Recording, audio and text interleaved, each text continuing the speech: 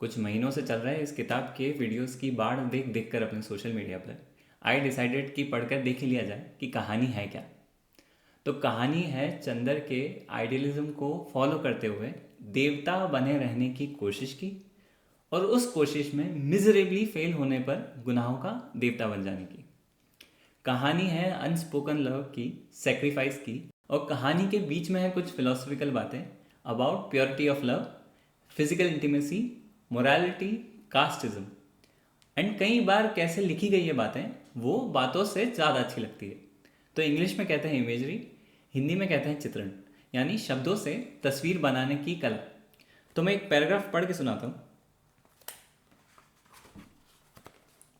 अब धूप भली नहीं मालूम देती थी, धूप की तेजी बर्दाश्त के बाहर होने लगी थी, लेकिन सुधा नील कांटे के ऊंचे ऊंचे झाड़ों की छांव में एक छोटी सी कुर्सी डाले बैठी थी। बगल में एक छोटी सी मेज थी जिस पर कोई किताब खुली हुई रखी थी। हाथ में क्रोशिया थी और उंगलियां एक नाजुक तेजी से डोरे से उलझ सुलझ रही थी। हल्के बादामी रंग की इकलाई की लहराती हुई धोती, नारंगी और काली तिरछी धारियों का कलफ किया चुस्त ब्लाउज और एक कंधे पर उभरा एक उसका पफ ऐसा लग रहा था जैसे कि बांह पर कोई रंगीन तितली आकर बैठी हुई हो और उसका सिर्फ एक पंख उठा हो। अभी अभी शायद नहा कर उठी थी, क्योंकि शरद की खुशनुमा धूप की तरह हल्के सुनहले बाल पीठ पर लहरा रहे थे। नील कांटे की टहनियाँ उनको सुनहरी लहरें समझकर अटखेलियाँ कर रही थी। और आजकल आपने सुना होगा, लोग कहते हैं कट गया उसका। धर्मवीर भारती जी लिखते हैं, यह जिंदगी थी जहाँ प्यार हार जाता है, मुस्कानें हार जाती हैं, आंसू हार जाते हैं, तस्तरी प्याले कुल्हड़ पतले कालीने दरिया और बाजे जीत जाते हैं।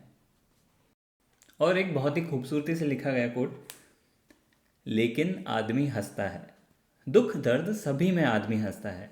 जैसे हंसते हंसते आदमी की प्रसन्नता थक जाती है, वैसे ही कभी कभी रोते रोते आदमी की उदासी थक जाती है और आदमी करवट बदलता है ताकि हंसी की छांव में कुछ विश्राम कर फिर वह आंसू की कड़ी धूप में चल सके। और कई बार बात होती है कि कैसे मेल ऑथर्स फीमेल कैरेक्टर्स को जस्टिफाई नहीं कर पाते अपनी बुक में, और बहुत हद तक बात सही भी है।